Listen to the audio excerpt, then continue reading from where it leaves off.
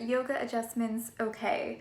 And when I'm talking about adjustments, I am talking about the hands-on variety, where a teacher comes over to you, puts their hands on your body, and shifts you into either a deeper space or into more proper form.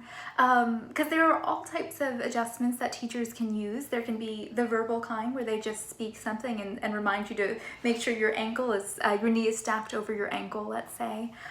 They can point and point to where your foot should be, and you can move your foot into that space. And sometimes I know in class, like as a student, if a teacher walks by me, not intending to do anything to me, but just his presence alone will get me to like remember to tune into my body and be like, oh, my like foot is angled in the wrong way, or I need to shift my hip. So sometimes the presence of a teacher can be a form of an adjustment. But again, I'm referring to hands-on adjustments. Last night I was listening to someone talk, and she was saying that she, her experience with yoga, she's not a big fan, and one of the reasons was that she didn't like how there was a male instructor who would sort of like pull her into a stretch deeper, into a pose.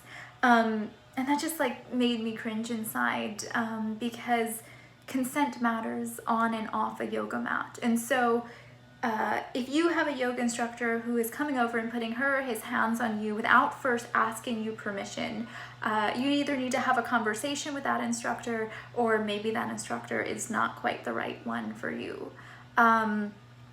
And this is because, I mean, there are multiple reasons for this. Even if an instructor knows you and you come to class often, there might be times when you don't want that hands-on touch. I know for me, I was a competitive gymnast growing up, and so I used to be like, oh, I don't mind adjustments, I love them, they take me deeper, because I was so used to like hands sort of like on my body as an athlete all the time, being spotted, pushed this way, pulled that way.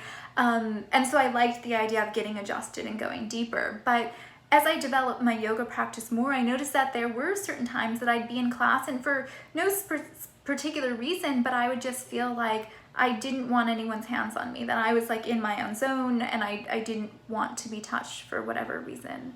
The other thing is that there's a trauma-informed approach where you don't know what someone has been to and what hands on their body might mean to them, whether maybe they're a survivor of some sort of domestic or sexual violence and physical violence. And so having an instructor with good intentions coming up to you and putting their hands on your body can be nerve-wracking or trigger a response.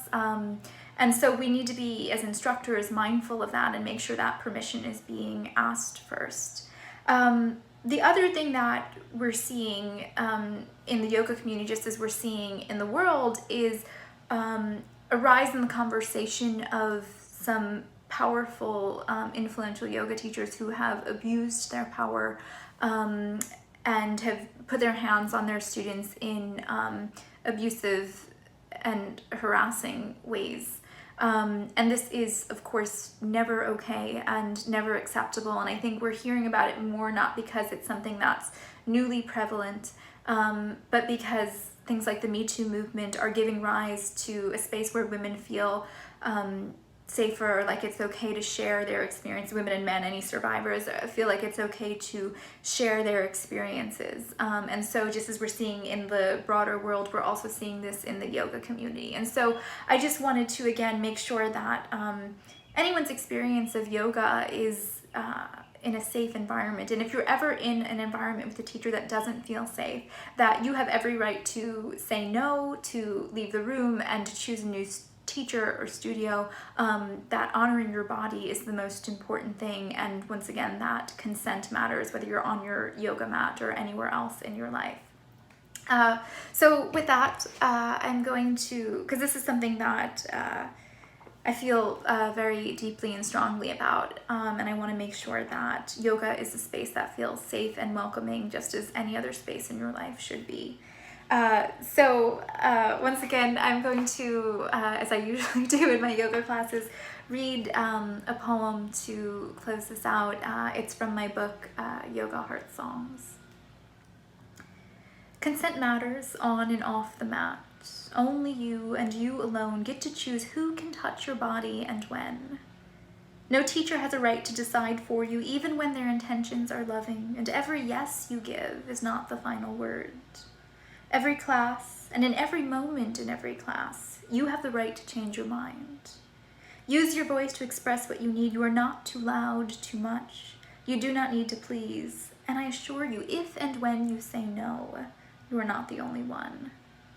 Say yes or say no, and you light the way for others who didn't have the courage to speak up before. Your body, your choice.